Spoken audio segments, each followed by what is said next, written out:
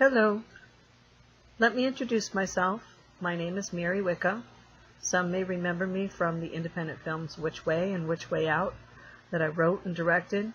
They're both now available on DVD with Amazon. Right? And they're also available on Blu-ray, but you'll have to contact me so that I can send them out to you. I do want to take a moment to thank Psychic T for the opportunity to share a few stories that not too many are privileged to hear about. Now, I met T back in 2009 during the excitement of the making of the first film. Although the films were fiction, the core of the story was based on a house that I lived in twice in my life. Once with my cousins when I was very young, and another time when I was a teenager. I always had an awareness for the paranormal. My abilities of awareness were a bit more heightened at that time. There were two ghosts that haunted the house.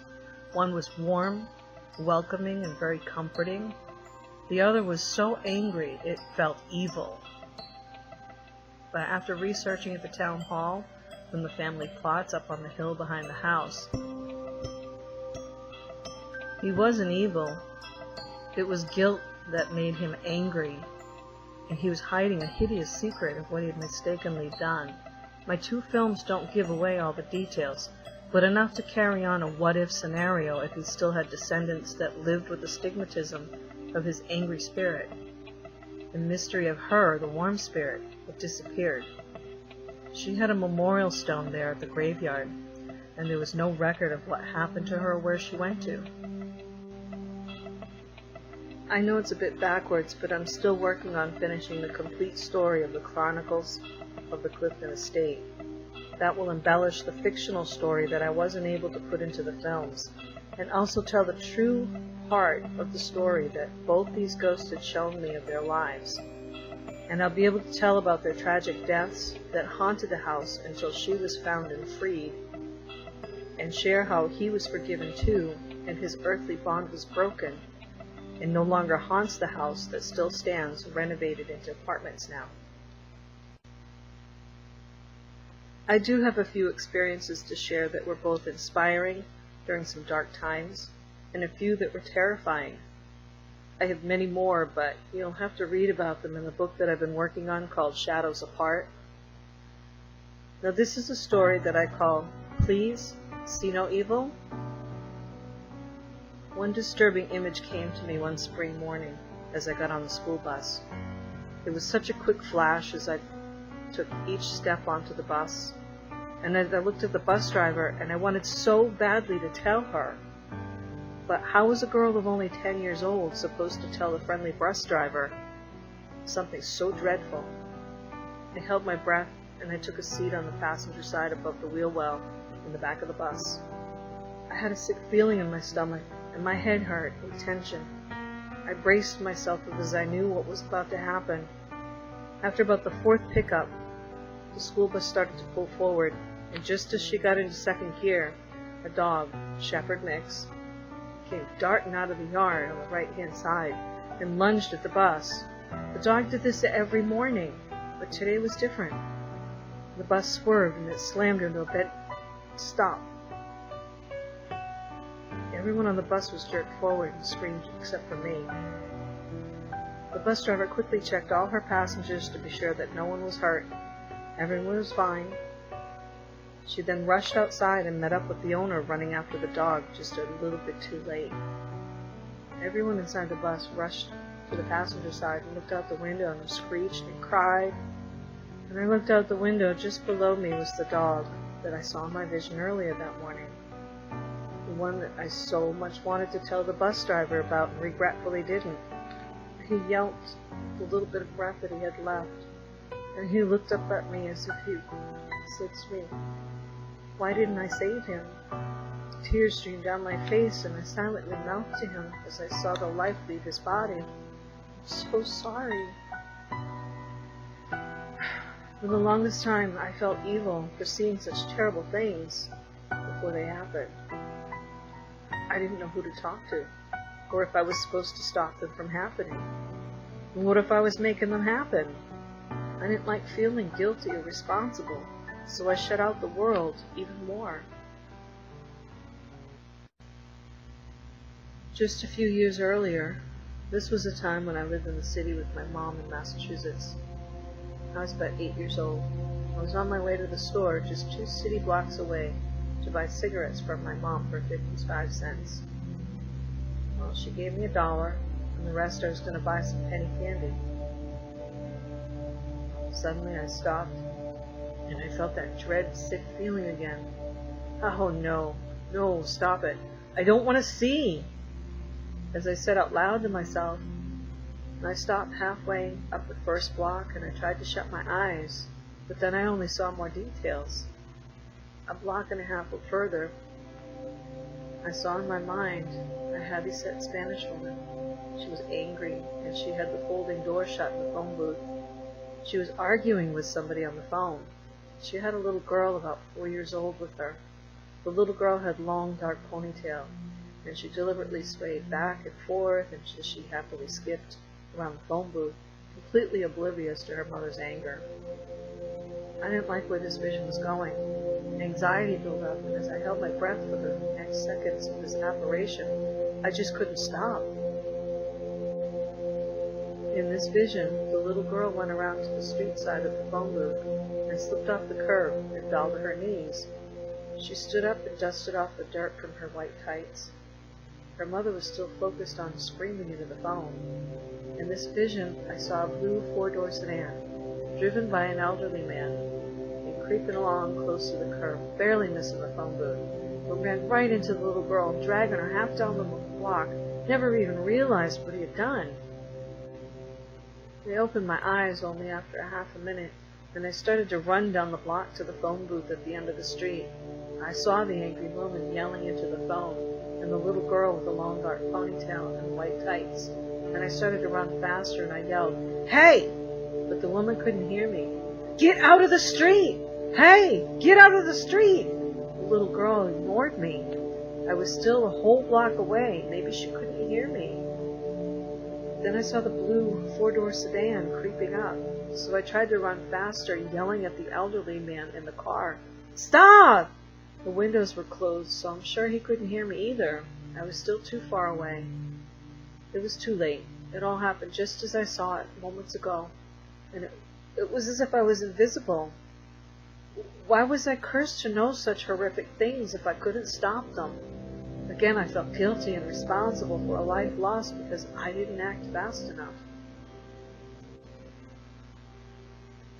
Well, it took me a long time to learn about these terrible visions and not to block them out. I can change events. There's no proof once it's changed, but in my heart, I know it's right. I've suffered a long time with what I thought was a curse until I learned how to understand and use it for good things. I actually used my abilities and brought out my skills, studying at a seminar for 3 years with a high priest and a priestess at Our Lady of Enchantment, and it was a school in Nashua, New Hampshire.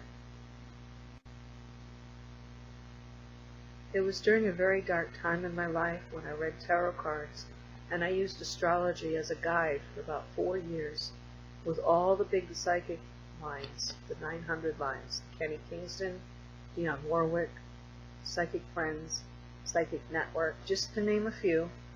And then later I created a chart that I called Life Phase Chart.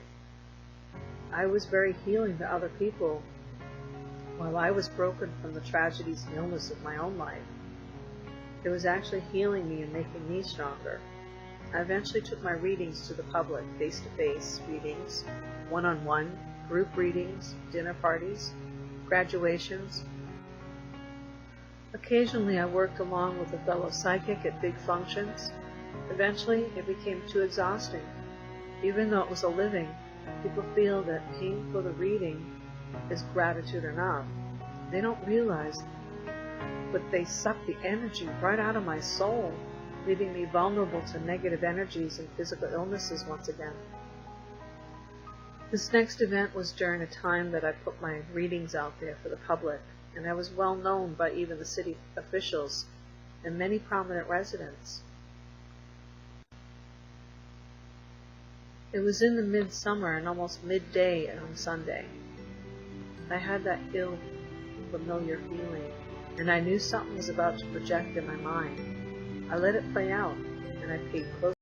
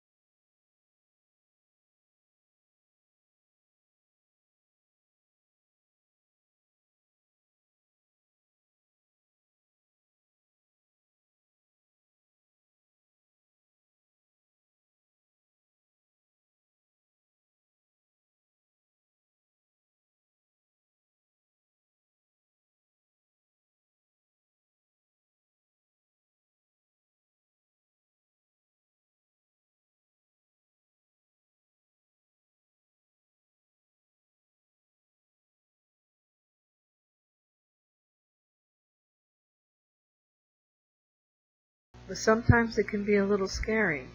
There are times when my energy gets depleted and there's no one or nothing to regenerate it. This next one I call speakers. This happened at my grandmother's house across the road from where I lived with my father and 2 little sisters. We stayed with her when my father was away on the road with his music. 5 years exactly had passed since my Aunt Donna passed away. It was only about 3 years that my stepmother passed away. It was New Year's Eve once again. I never quite let go of all the emptiness. I was close to my Aunt Donna. I was 15 and matured faster than I'd like to have. I was strong and silent on the outside, but I was weak and vulnerable on the inside. I knew I was different in ways I couldn't talk about with family. I knew they just wouldn't understand, because I too didn't understand. It was early evening at Grammy's cabin, where she had a few of her women friends over, along with me and my 2 little sisters, now 8 and 9 years old.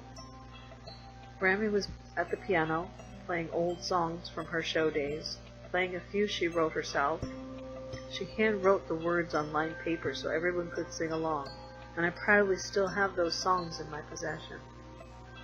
Grammy always recorded our parties, as she called them, on the stereo cassette recorder, and that had a great big box speakers on each side. It was 8 p.m., and suddenly I felt a bit faint. I got up to go use the bathroom, and when I came out, I heard a rushing of water beneath the floorboards just under my feet, and I felt feverish. "Grammy, is there water pipes under here?" She asked me. "No, are you okay?" Jenny was one of my grandmother's friends. She was about in her mid-30s. She came over and she felt my forehead. It was hot and clammy. "I'll get you some water." She entered the tiny hallway and stopped short of the kitchen, as if she hit a glass door, and was blinded by a flash, and was thrown back against the wall of the tiny hallway. "Whoa! Did you see that? It was a flash of light. Something pushed me." Grammy got up and she pushed stop on the cassette deck and said to my two sisters, "Shh, stay there, be quiet on the couch. Denny, are you okay? Is there someone in there?" Well, I fell into the chair and I couldn't get up. I was drained of all my energy and I was groggy. Denny said, "I didn't see anyone, but I saw a flash and I felt someone push me out of the kitchen." The speakers started to crackle with static and whispers so faint but clear. "Don't go in there, Denny. Don't go in there. Don't go in there." Stella, my grandmother's friend, grabbed her portable tape recorder and she pushed record. Stella was a proclaimed paranormal hunter of the sorts. "Who are you? What do you want? Why can't she go in there? What do you want? Where are you?" The whispers on the speaker grew more frustrated and less audible as Stella kept asking questions. I got up and I took Denny's hand and I went into the kitchen. I still couldn't speak. My eyes were watered and I shivered, and the temperature instantly plummeted to a chill where you could see both mine and Denny's breath for a moment, and as quickly as it came, it warmed and was gone. I had to shake myself out of this trance. How did I get in here? Denny looked at me wide-eyed and unbelieving what she just witnessed. Stella was still babbling on. "Oh my God! Oh my God! Oh my God! It was Laura! She was here!" She played back the tape. Laura was my sister's mother that passed away a few years earlier. She didn't think of Donna, my grandmother's sister who passed away on the anniversary of this very night. I came back into the living room, recovered, calm, smiling with a sense of being loved. "No, Stella, it was Donna. She wanted us to know that she loved us and will always watch over us. I knew the message was meant for just me." Stella was still frantically recording by the speakers that no longer crackled. "It was Donna? Oh my God! Oh my God, Donna, are you still there?" I had a sense of peace. "No, Stella, she's gone." The speakers went silent. Everyone sat quiet. Later that year, my grandmother had the tape analyzed because it was so very surreal. It was the only thing that I wanted of hers when my grandmother passed away, in which my father claimed not to know where it was. Many years later, during another dark, vulnerable time of my life, here's another story I call Rogue Ghosts.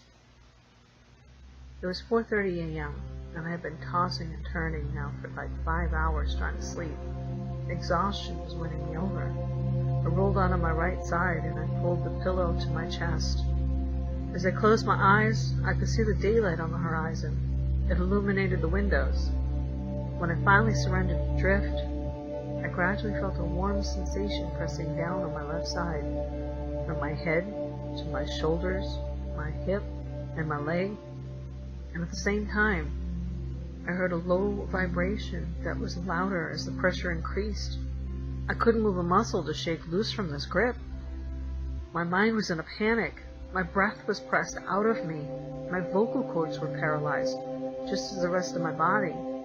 I could hear over the vibrating tone a woman just in front of my knees whispering, and a man just behind my knees whispering back.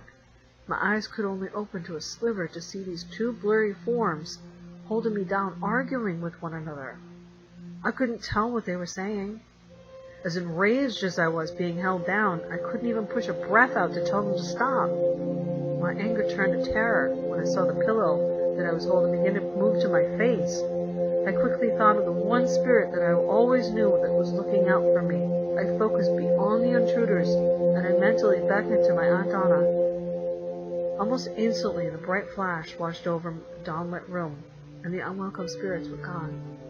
I bolted up on the bed and I yelled at the two trespassers, "Get out! Get out!" I threw the pillow that was aimed from my face to the floor. My heart was racing. My body was shaking. To this day, I still don't know who they were or what they wanted, but I was glad they were gone, and I'm sure enough, I did a spooking that day. That certainly hasn't been the first or the last time ghosts have been physical with me. There have been times that I've woken up with unexplained bruises and deep scratches in places that I know I couldn't reach, and that's sleeping alone. There are so many stories that I'd like to share. Some just are so long and fantastic, only those that were there would believe. Well, I do want to thank you all for listening to the few of my experiences. I have not had a normal life. You could say it's been fairly paranormal, but I do hope that I can help some of you feel comfortable enough to know that you're not alone in some of these strange phenomenons. And please, to all of those that you get readings, remember, whether it's a free reading or a paid reading, give back some genuine gratitude. It restores just a little bit of the energy that's given to you. And I want to thank you, T. I am so excited and so proud of you on how you've grown, and I'm so honored to be a part of your projects. 'Tis the season for happy hauntings, everyone. Be kind and be well.